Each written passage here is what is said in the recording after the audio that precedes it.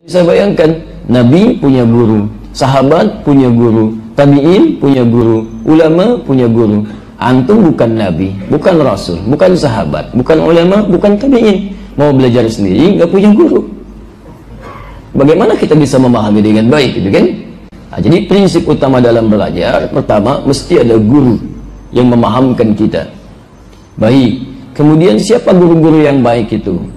Nabi SAW menjelaskan, lihat, kalau tadi Nabi gurunya malaikat Jibril, Nabi mengajarkan pada sahabat, sahabat gurunya Nabi, sahabat mengajarkan pada tabi'in, tabi'in gurunya sahabat, kemudian tabi'in mengajarkan pada generasi setelahnya. Nah, runtutan orang-orang yang mengajarkan ini, kalau orang-orang belajar dari Nabi, disebut oleh Nabi di hadis riwayat Ibnu Majah, nomor hadis 233, rawinya dari sahabat Abu Darda radhiyallahu ta'ala anhu.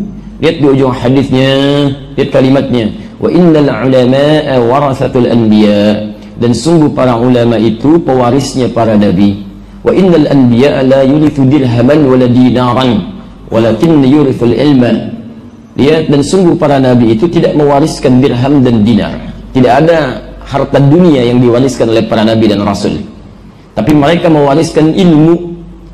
Mewariskan ilmu. Jadi Nabi mewariskan ilmu pada para sahabat, sahabat mewariskan ilmu kepada para tabi'in, tabi'in mewariskan ilmu. Nah, pewaris ilmu ini disebut kemudian oleh Nabi langsung dengan ulama.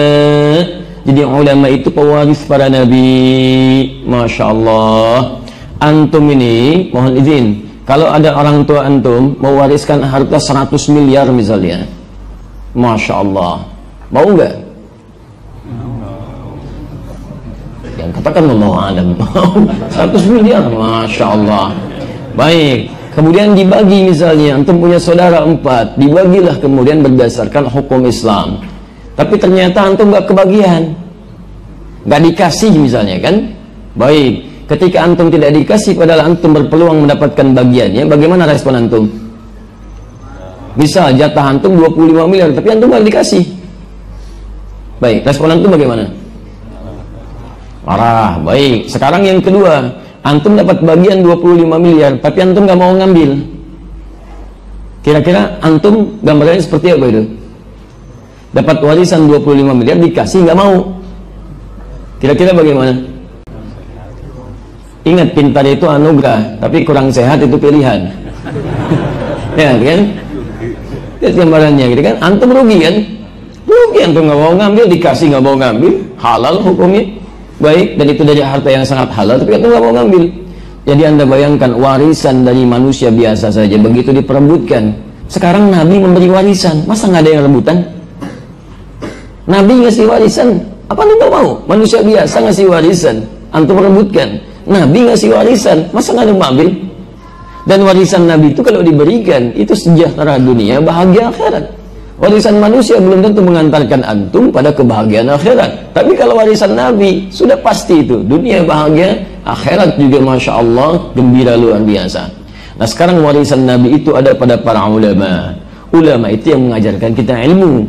Jadi kalau antum ingin belajar tentang yang benar, tersambung kepada Nabi, maka cari dari yang ulama.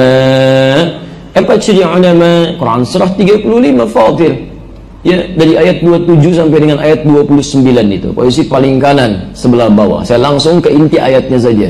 Lihat kalimatnya, lihat, innama yakhshallaha min ibadihi ulama.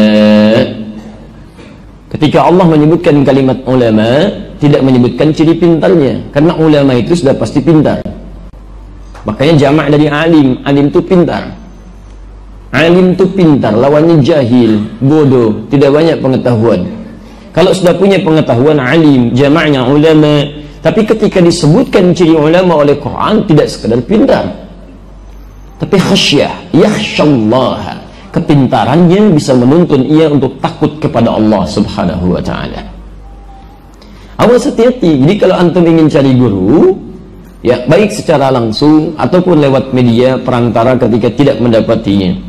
Ada yang lewat YouTube tadi karena tidak bisa langsung bertemu dengan yang bersangkutan misalnya. Ada yang lewat perangkat yang lainnya. Silahkan. Ma la yu'khadhu kulluhu la yutraku kulluhu.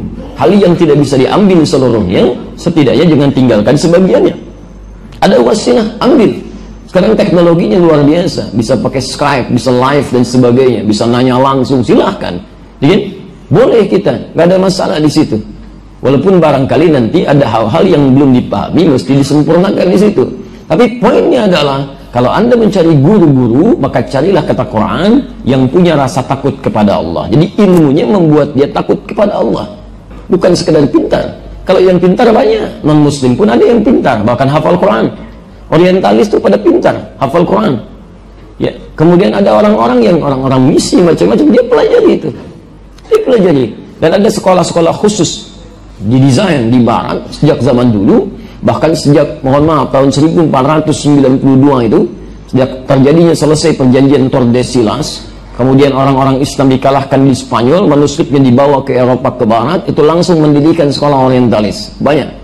Di antaranya bisa Sorbonne, ya, di Paris, di Prancis. Sampai kemudian yang paling modern, ada Harvard, ada Oxford dan sebagainya, ada McGill di Kanada, ada Leiden di Belanda.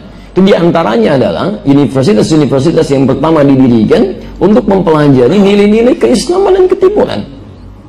Dan di sana banyak orang-orang yang memahami Al-Quran dalam arti menghafalkannya, mencoba memahaminya, hadis dan sebagainya. Tapi untuk memahami itu, mohon maaf, mereka tidak niat untuk mendapatkan hidayah dan kebaikan dari situ. Hanya sekedar menemukan celah-celahnya untuk dipersoalkan dan diberikan keraguan kepada orang-orang Islam. Demikian misi pada umumnya yang dilakukan oleh mereka. Karena itu alumni-alumni yang kemudian berasal dari sana, pulang-pulang ke Indonesia, itu kadang-kadang pada aneh.